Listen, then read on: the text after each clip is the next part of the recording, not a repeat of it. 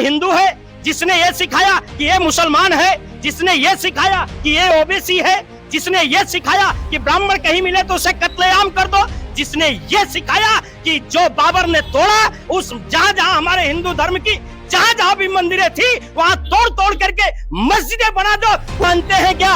सोनिया गांधी कितने हेक्टेयर में बना हुआ है? सोनिया गांधी के आज भी बंगले में मस्जिद है, मंदिर तो है ही नहीं है, मस्जिद है। तो सोनिया गांधी ये बता दे कि वो हिंदू है देश की या मुसलमान है, वो हमें बता दे। इसलिए अगर श्रेय किसी को राम मंदिर का जाता है तो राहुल गांधी का जाता है। जब 1985 के अंदर उन्होंने राहुल गांधी के दरवाजे खोलने का आदेश दिया और जो है ना उस समय तत्कालीन मुख्यमंत्री सुन लीजिए, कांग्रेसियों को अगर राम मंदिर पे गर्व नहीं है, ऐसे कांग्रेसियों को राम मंदिर पे गर्व नहीं है, भगवान राम पे गर्व नहीं है, तो मैं आज कहता हूँ ये जा करके कल मुसलमानी करा के मुसलमान बन जाए और मस्जिद खड़ा कर दे, यहाँ पर पूरे देश में मंदिर खड़ा कर दे। इन लोगों ने केवल देश में तानाशाही किया है और तानाशाही करके राज्य स्थापित करने का काम किया है और जनता स्वीकार नहीं करेगी। मैं आपका नमस्कार, इस वक्त आप देख रहे हैं सुदर्शन न्यूज। आज मैं जनता के बीच में आई हूँ और जनता से जुड़ूंगी और जानने की कोशिश करूंगी कि आने वाले 2024 के चुनाव में जनता किसको देखना चाहती है, जनता की पहली पसंद क्या होने वाली है। तो तमाम लोग हमारे साथ हैं और सुदर्शन न्यूज पे आज जनता के बीच में लोगों से जानेंगे कि जनता अपनी क्या राय देने वाली है, जनता किसके पक्ष में इस बार वोट देने वाली है और 2024 में किसका परचम लहराने वाला है। क्या नाम है सर आपका? मेरा हरिशंकर शर्मा नाम। हरिशंकर जी, क्या लग रहा है 2024 नजदीक है, तैयारियां चल रही हैं, इस बार सत्ता किसकी होने वाली है? ये तो दुनिया को पता है, हमें बताने की जरूरत है। तो पत्रकार महोदय आप भी हैं, आपको भी पता है कि मोदी जी आने वाले हैं। मोदी जी आने वाले हैं, बिल्कुल आने वाले हैं। लेकिन विपक्ष तो जोरों शोरों से तैयारियां कर रहा है। विपक्ष है कहाँ? हाँ। विपक्ष कहाँ है आप बताइए? हिंदुस्तान में कहीं विपक्ष है क्या? विपक्ष किसको मानेंगे आप? अरविंद केजरीवाल को विपक्ष मानेंगे या महिलाओं के ऊपर अभद्र टिप्पणी करने वाले नीतीश कुमार की, उनको आप प्रधानमंत्री बनाएंगे? अब तो वो माफी मांग चुके हैं, तो उसकी बात ही क्या करें। अच्छा, ये माफी मांगने से क्या महिलाएं, देश की महिलाएं उन्हें छोड़ देंगी? उनको देश की महिलाएं छोड़ देंगी? जो व्यक्ति बिहार की एक विधानसभा के अंदर में ऐसी असभ्य भाषा का प्रयोग करता हो, वो आदमी देश की गरिमामयी संसद में जाकर के कभी ऐसी बातें बोले और बाद में क्षमा मांग ले, तो क्या देश के लोग उसे एक्सेप्ट करेंगे? क्या करेंगे? उसे ऐसे लोगों को एक्सेप्ट करेंगे? गरिमामयी पोस्ट है देश के प्रधानमंत्री का, जो सबको लेकर के चले, किसी एक को लेकर के नहीं, सबको लेकर के चले, और वहां पे गरिमामयी व्यक्ति ही पहुंचता है जिसे देश को संभालना रहता है, वो व्यक्तियों को वहां बनाना है। आप विपक्ष, अब आप विपक्ष में बताइए, आप विपक्ष में बताइए कि कौन ऐसा ताकतवर नरेंद्र मोदी के सामने है कि जिसको देश का दायित्व संभालने के लिए दे दिया जाए? आप भी बताइए, मैं आपसे पूछता हूं, कोई ऐसा व्यक्ति है? आपको लगता है कि मुलायम सिंह यादव वो तो खत्म हो चुके, उनका बेटा अखिलेश यादव, अरविंद केजरीवाल, ममता बनर्जी, कौन ऐसा नेता है जो देश के प्रधानमंत्री को पोस्ट को संभाल सके और देश को चला सके? राहुल गांधी हैं। राहुल गांधी जी से आप जाकर के पूछिए कि देश को संभालेंगे क्या?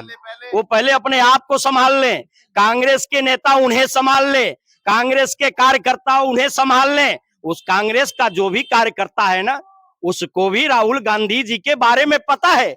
और आज किसी भी कांग्रेस, आप मीडिया कर्मी हैं, आप अभी पूछने अगर जाएंगे आप तो यही कहेंगे कि राहुल गांधी मेरा नेता होना चाहिए, लेकिन बाद में उससे आप माइक हटा करके अगर आप पूछेंगी तो कहेगा जाने तो कांग्रेस में जरूर हूं लेकिन नरेंद्र मोदी को ही वोट करूंगा। अब आपको ये देखना है। अभी क्या लग रहा है सर? वोट का फैसला भी खुद ही कर लेते हैं, तो चुनाव का फैसला ये स्वयं ऐसी मशीन है, इसका फैसला भी खुद ही कर लेंगे। तो चुनाव का फैसला जो चुनाव होता है, चुनाव आयोग कराता है और जनता का वोट लिया जाता है और जनता के वोट से फैसला होगा और जो प्रधानमंत्री बनेगा, जिसका बहुमत आएगा वो प्रधानमंत्री बन जाएगा। तो ये थोड़ी देश में एक नरेंद्र मोदी है, मैं अगर जीत के चुनाव जीत गया मैं ही प्रधानमंत्री बन सकता हूँ। अकेले प्रधानमंत्री बने, यहाँ चिरंजीवी अकेला बन गया, चंद्रशेखर बन गया, नहीं बने प्रधानमंत्री है, तो उनके पास बहुमत आएगा तो सरकार प्रधानमंत्री बन गए। अब वो चले या ना चले, हुए ना हुए, जो लोगों का मत आएगा उसके हिसाब से प्रधानमंत्री बनेगा। अगर कांग्रेस का बहुमत आएगा तो कांग्रेस का प्रधानमंत्री बनेगा, और अगर इनका आ गया तो इनका बन जाएगा, इसमें कौन सी दिक्कत है। तो ये बार बार ये कहते हैं कि हमारी पार्टी में ही साहब प्रधानमंत्री बनने वाले सारे गुण है, और पार्टी में है ही नहीं है। तो ये पार्टी तो जीती अभी है, पहले तो जिनको कोई पूछता ही नहीं था, जिनको कोई पूछता नहीं था वो बोलते कि हमारा विकल्प नहीं है कोई। और जिनके में पढ़ लिख करके यहाँ दिल्ली में आकर फैक्ट्री कर रहे, काम कर रहे, जिन्होंने इनको खाना कमाना सिखाया, उसको कहते हैं उनको कुछ आता नहीं है। तो जिनको कुछ नहीं आता वो ही हमको कहते हैं कि हमको कुछ नहीं आता।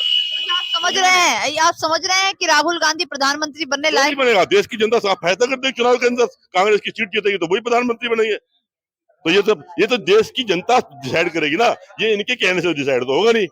जनता ने फैसला अगर कांग्रेस के पक्ष में दिया तो कांग्रेस का उम्मीदवार जो है ना राहुल गांधी प्रधानमंत्री बन जाएगा। राहुल गांधी बयान देते हैं, जबान उनकी खुद की कंट्रोल में नहीं।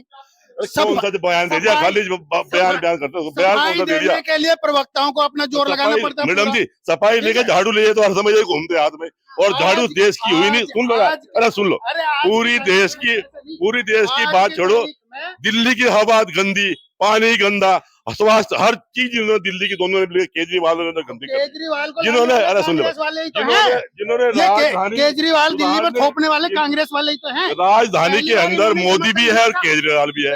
दोनों ने विश्व को सबसे प्रदूषित प्रदेश देश का नहीं विश्व का बना दिया है। तो ये तो देश ये तो गली मोहल्ले के राज करने लायक भी नहीं, एमसीडी में भी इनको लोगों ने हरा दिया। समझे महागठबंधन अब टूट जाएगा जिस तरीके की आप बातें कर रहे हैं। अब आम आदमी पार्टी पर निशाना है ही कहाँ है, महागठबंधन है ही कहाँ है? आप तो बताइए, गठबंधन आप कर रही हैं। आपसे मैं पूछना चाहता हूँ कि कांग्रेस को 75 साल 70 साल हमने झेल करके, अब क्या आप चाहते हैं उसी कांग्रेस को हम वोट दें जिसने हमें सिखाया कि ये हिंदू है, जिसने ये सिखाया कि ये मुसलमान है, जिसने ये सिखाया कि ये ओबीसी है, जिसने ये सिखाया कि ब्राह्मण कहीं मिले तो उसे कत्लेआम कर दो, जिसने ये सिखाया कि जो बाबर ने तोड़ा उस जहां हमारे हिंदू धर्म की जहां भी मंदिरें थी वहां तोड़ करके मस्जिदें बना दो, उस कांग्रेस को अगर वोट देना होगा तो ये अनिल ठाकुर जैसे लोग ही वोट दे सकते हैं, हरिशंकर शर्मा जैसे लोग वोट नहीं दे सकते। ये मंदिर की बात करते हैं, इनके मंदिर का आंदोलन